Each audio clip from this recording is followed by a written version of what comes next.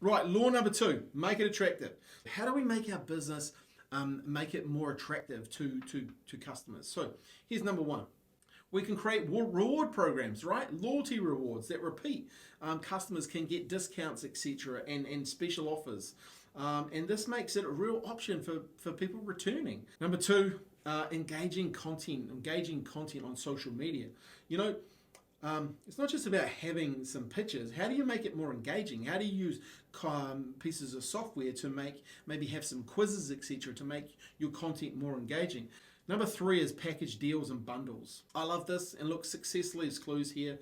My son loves Domino's Pizza, God knows why, but every second day without fail, I get an email from them and making me an offer. And I'm glad he doesn't get their emails. But it's the power of making an offer and making these deals. They package these deals together that make it really attractive. It makes their business, you want to buy from them, right?